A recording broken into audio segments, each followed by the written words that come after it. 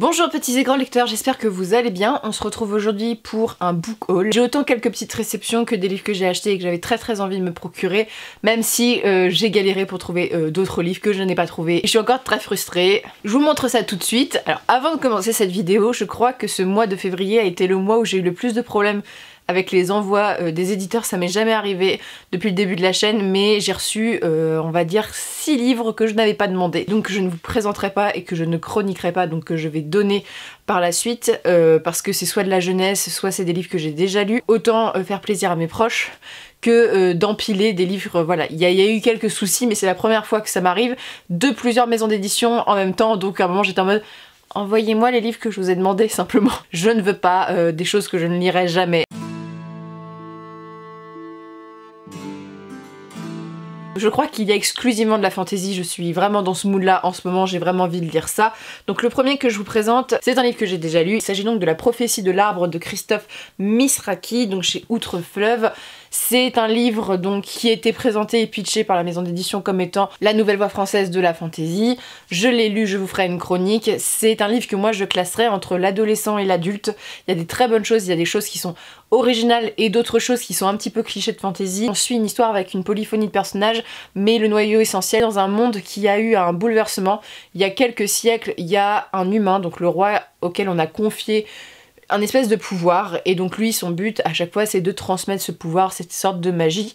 Donc on suit un roi avec ses 2 filles, sa fille était donc l'héritière, c'était la première femme qui devait recevoir ce don, et elle va être malheureusement lors d'une mission avec des démons, il y a tout un univers de démons dans ce livre, massacrée par donc les ennemis, et donc c'est sa sœur qui va devoir subir cette tâche dont elle n'a pas été préparée. Ensuite donc le fiancé de cette jeune fille qui a malheureusement disparu, plein d'autres personnages de cette cour. Il y a énormément de peuples dans ce livre, mais des peuples pas humanoïdes, on a d'autres peuples avec des démons, de l'esclavagisme, tout ce petit univers qui est dedans, et qui est dans celui-ci assez introductif, avec des personnages qui ont une vingtaine d'années, mais dont le comportement est assez jeunesse sur certains points. Mais c'est un livre que je n'ai pas vu beaucoup sur les réseaux sociaux, donc j'étais contente de pouvoir vous le présenter.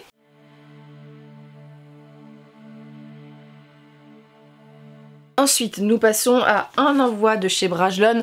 Mais quel envoi! Alors si je peux avoir des envois comme ça chaque mois, j'étais très contente, sachant que j'ai déjà lu le récit principal de ce recueil. Je l'ai lu, voilà, auparavant.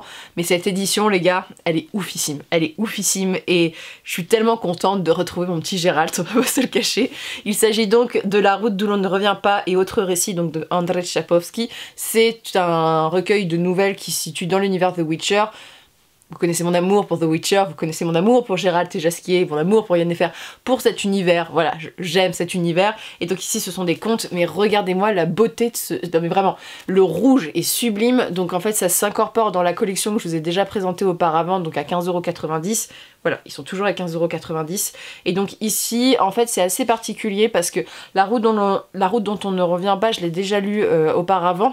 Ici, on est dans des nouvelles qui n'ont pas forcément été pensées pour s'inscrire dans The Witcher à la base. Notamment la première nouvelle, c'est vraiment Andrzej Sapkowski qui explique que son éditeur à la suite s'est dit « Ah bah ça sera la mère de Gérald et lui le père de Gérald » alors que c'était écrit auparavant et que voilà, cette histoire peut se lire assez indépendamment même si c'est un peu dans le même univers. Donc c'est des nouvelles rattachées mais a priori il y en a qui sont a priori de l'écriture en fait de The Witcher. Et bien sûr de celui-ci et comme dans toutes les nouvelles, je ne l'ai pas encore lu entièrement mais on a des rappels au contes dans les 2 premiers tomes qui sont publiés, on a énormément de contes qui sont rappelés et ici voilà on a toute la mythologie on va dire européenne et on a donc tout ce conte européen qui va être retravaillé, donc j'ai vraiment hâte et je suis amoureuse de cette couverture, vraiment elle est sublime.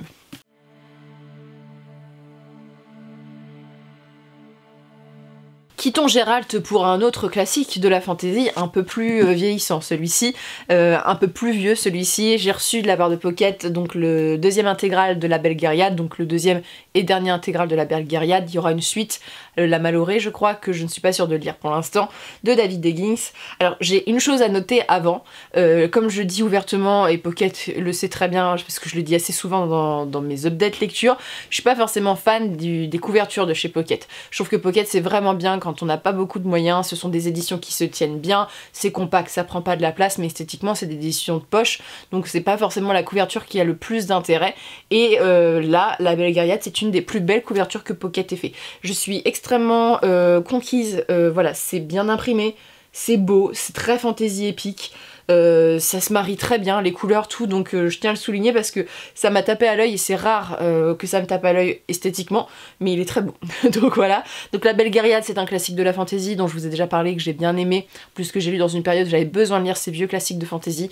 Si vous êtes vraiment amoureux de cette vieille fantasy, avec ses clichés littéraires, et là on suit donc un jeune garçon qui est perdu au fin fond de la paysannerie, qui est éduqué par, on va dire, une femme, sa tante, on va dire,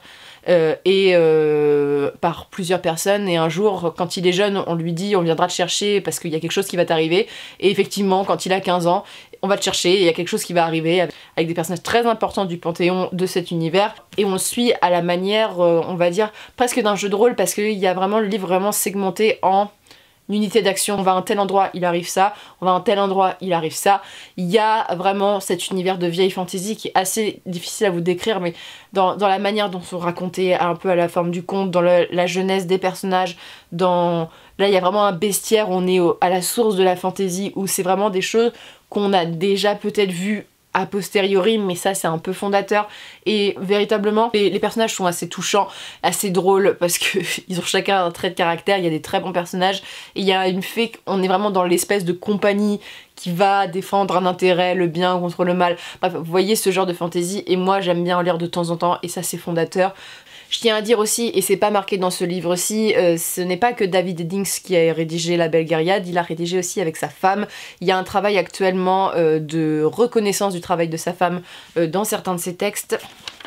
Là, c'est pas mentionné, mais les deux autres livres, mais vous avez été nombreux à me dire qu'elle avait déjà aussi travaillé à cet univers, donc je préfère aussi le souligner, parce qu'on est encore, et ça c'est très habituel en littérature, l'effacement des femmes, par exemple, vis-à-vis de leur mari, alors qu'ils ont travaillé tous les deux sur le même texte, donc ça c'est important de le souligner. C'est une série que je vous recommande, même je vous recommande déjà, mais j'ai hâte de savoir un peu comment ça va se finir, parce que, je sais pas, il y a un truc qui a absorbé la gamine que j'étais à 14 ans et qui aimait lire de la fantasy.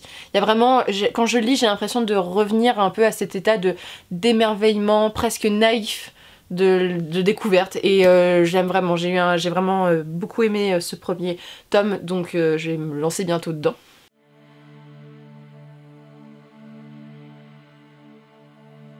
Ensuite on part sur un truc un peu plus badass, un peu plus what the fuck, et quand je l'ai vu j'ai fait waouh, ils sont possibles. J'adore les livres qui ont les balls, on va dire, de poser des pitchs comme ça. Franchement c'est le genre de livre, je pense, qui est vraiment axé pour les gens qui aiment un peu les trucs un peu what the fuck, et notamment les réinterprétations de Cochran vs Toulouse. Alors je sais jamais prononcer les noms, hein, ça c'est mon problème.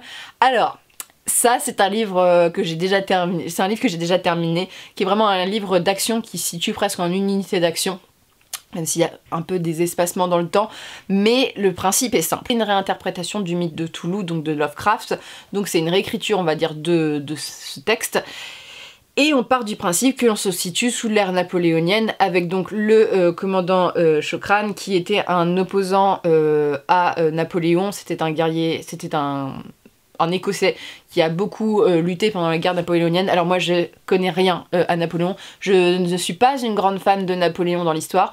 Il y a plein de gens qui adorent Napoléon, moi je n'aime pas Napoléon, Napoléon et son neveu, voilà, je n'ai jamais vraiment apprécié ces deux personnages historiques, donc je me suis jamais vraiment intéressée à cette époque, mis à part le code civil et tout ça, bon bref, les trucs que j'étais obligée d'étudier à l'école, voilà, les batailles importantes, mais ici on a vraiment un point de vue historique, on voit qu'il y a des parcelles d'historicité, c'est sympa, avec un truc what the fuck où Cthulhu va essayer de détruire Fort Boyard, où on a l'impression que Passepartout s'est dit je vais peut-être intervenir, voilà. Donc c'est un pitch what the fuck destiné à des gens, je pense, qui apprécient le mythe de Lovecraft et qui apprécient l'histoire, et vraiment c'est la démonstration même que la littérature peut nous offrir énormément de choses qui sont improbables. Donc voilà, je vous en parlerai bientôt en update lecture, mais je ne pensais pas lire un livre comme ça dans ma vie, donc je suis assez contente.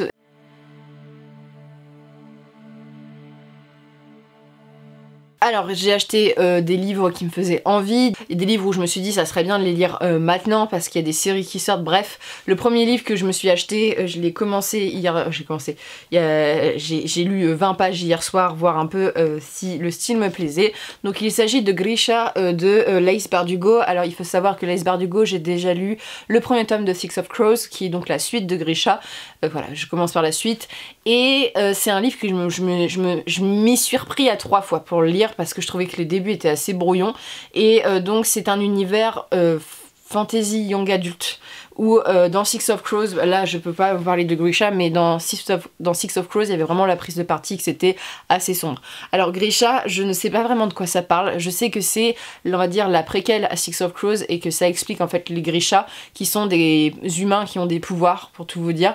Et donc il y a une série qui s'appelle Shadow and Bones qui sort sur Netflix avec le mec qui jouait le prince Caspian. Voilà pourquoi je veux regarder cette série. Voilà, mon adolescence s'est dit on va regarder ça. Voilà, avec le prince Caspian. Donc, et puis l'acteur qui est vu par toute la communauté Potterhead comme Sirius Black, pour ceux qui replacent. Bref, j'aime beaucoup ces petites éditions qui sont faites. Il y a des éditions chez Françoisière, une intégrale qui est sortie, mais en faisant le calcul, normalement, ça vaut, c'est à peu près le même prix. Mais je préfère ces éditions-ci, elles sont assez maniables et les couvertures sont beaucoup plus belles selon moi. Ombre, guerre et chaos. On rentre dans le sujet. Un royaume envahi par les ténèbres, une élite magique qui se bat sans relâche contre ce mal, des citoyens envoyés en pâture aux créatures qui peuplent le Shadowfold, parmi eux, Alina Starkov. Oula, non.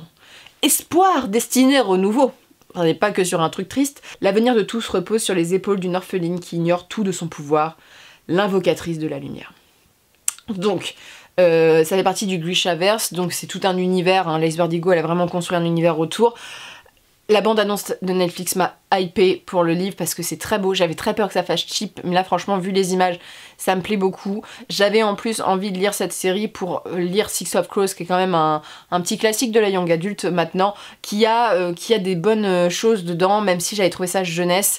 Et j'avais beaucoup hésité à lire Grisha parce qu'on m'a dit que c'était très jeunesse, et effectivement quand j'ai lu les 20 premières pages, que ça soit au niveau du style, je sais que je vais pas je sais qu'il faut que je lise avec un œil beaucoup plus enfantin, qu'il faut pas que je cherche à le comparer à des œuvres de fantasy adulte, que ça soit sur le world building, l'écriture ou le fait que les personnages doivent être grisés. On est sur un récit de young adulte, donc qui cible une cible particulière avec des thématiques particulières, et donc il y a des messages aussi qui doivent passer, et voilà, qu'on ne fasse pas forcément passer en adulte, mais j'ai vraiment hâte parce que ça fait très longtemps que j'ai lu de la jeunesse, et plus j'avance dans mon parcours de lectrice, plus j'ai l'impression que je suis difficile avec ce genre parce que je lis, je pense, trop de fantasy adulte. C'est un univers qui a beaucoup marqué la génération après la mienne, ou encore une génération après, donc les gens qui ont maintenant entre 15 et 20 ans, je pense que c'est à peu près cette période-là, mais j'ai hâte. Et je dois souligner que j'aime beaucoup le travail éditorial du livre de poche. Là-dessus, la couverture est très sympa.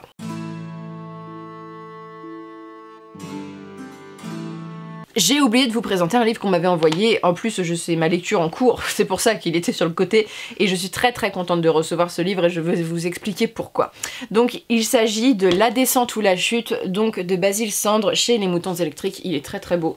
Donc Moutons Électriques, c'est un format carré très sympa. C'est un format très particulier, mais j'aime beaucoup. Il est esthétiquement très agréable à regarder. Et donc La descente ou la chute, c'est un univers que j'ai choisi, on me l'a proposé, parce que c'est assez particulier. Les Moutons Électriques, c'est de la fantaisie qui n'est pas forcément de la fantaisie habituelle, avec ces petites maisons d'édition indépendantes. C'est vraiment ce que je cherche moi.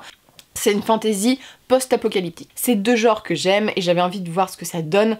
En fait, au début de ce livre, on sait juste, voilà, j'en suis qu'à la page 30, mais on sait juste qu'on est dans un univers un peu sombre quand même, où on a un espèce de trou et des gens qui doivent descendre dans ce trou avec des funambules, des ferrailleurs, voilà, il y a tout un univers un peu sombre et il faut pas qu'il chute. Voilà, c'est vraiment, il y a la chute qui est presque mortelle, les gens ne reviennent pas, et pour l'instant c'est très métaphorique et lyrique, donc ça se découvre peu à peu, on nous donne pas du tout les informations dès le début, peu à peu, et c'est très, j'aime beaucoup l'écriture pour l'instant, donc j'ai vraiment hâte de voir ce que ça va donner, mais je vais vraiment le déguster. J'accroche aux personnages de Lou et Gaston qui ont chacun leur différence. Il y a tout un univers un peu mystique presque, un peu difficile à vous décrire, mais pour les gens qui veulent tenter de la fantasy qui sort un peu de l'ordinaire, ça peut être un bon point. Après, je l'ai pas encore terminé, donc je peux pas vous donner mon avis, mais voilà, je suis très contente, et en fait je suis très contente que Les Moutons électriques me l'ait envoyé pour une simple et bonne raison. Une maison d'édition qui m'a motivée à fonder ma propre maison d'édition, parce qu'ils m'ont donné le point de vue que la fantasy, qu'on pouvait faire de la fantasy indépendante française en France. Et ça, c'est vraiment quelque chose qui me touche énormément, et c'est vrai que j'ai été contactée par plein de maisons d'édition et très peu par des maisons d'édition indépendantes de fantasy pour plein de raisons différentes, mais je suis très contente qu'ils me fassent confiance pour ça, parce que pour moi c'est un acte de reconnaissance aussi de mon travail sur YouTube, donc je suis contente qu'on s'adresse à moi pour faire aussi la promotion de ces livres indépendants, parce que bien sûr quand on m'envoie des livres, je vais plus faire la promotion des livres qu'on m'envoie gratuitement que des livres qu'on ne m'envoie pas, ce qui paraît assez logique et ce que tout le monde ferait, voilà, en général, même si c'est moi qui l'ai choisi. Ce qui est bien, c'est que ça va diversifier aussi un peu plus les choses que je vous présente en termes de maison d'édition.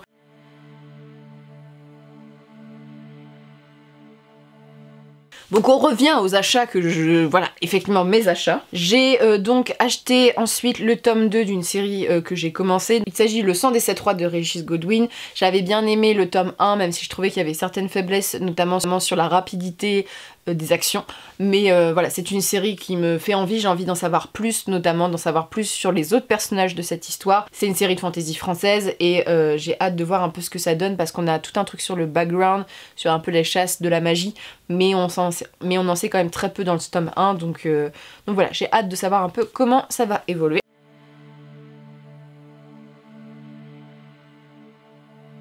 Ensuite, c'est ma grosse galère d'achat, ça commence un peu à me taper sur les nerfs, mais c'est tout à fait ma faute, je pourrais les commander sur internet, mais à chaque fois je me résous à ne pas les commander sur internet. Donc j'ai quand même acheté le tome 4, sachant que celui-ci, a priori, il se lit indépendamment. Il s'agit donc de Mortimer de Terry Pratchett, donc Les Annales du Disque Monde. J'ai lu le premier tome, et à la Fnac, à l'Armentière, en fait dans toutes les librairies que je fais à Rouen, indépendantes ou non, et bah ils n'ont jamais les Terry Pratchett, et ce qui fait que à chaque fois mon challenge là il est très très mal barré pour 2021, parce que je ne trouve pas les livres, et c'est un peu casse-pied on va dire à la longue, surtout que c'est pas comme si c'était un auteur pas connu qui se vendait pas, mais donc Mortimer en fait c'est le point de vue de la mort, donc il y a un personnage qui est déjà présent dans le tome 1, en fait Mortimer c'est le commis de la mort, voilà, donc j'ai hâte de savoir, donc la thématique va sûrement être la mort, ça risque d'être drôle, et j'ai hâte de savoir ce que ça va donner, mais a priori celui-ci est lisible sans. Voilà, il me manque la 8ème fille et je sais plus la 8ème, je sais plus quoi, mais je vais devoir les commander sur internet, faut juste que j'y pense et je n'y pense jamais. Donc voilà, j'ai hâte, travail éditorial, j'aime beaucoup les couvertures qui sont choisies, donc je vous en parlerai très prochainement.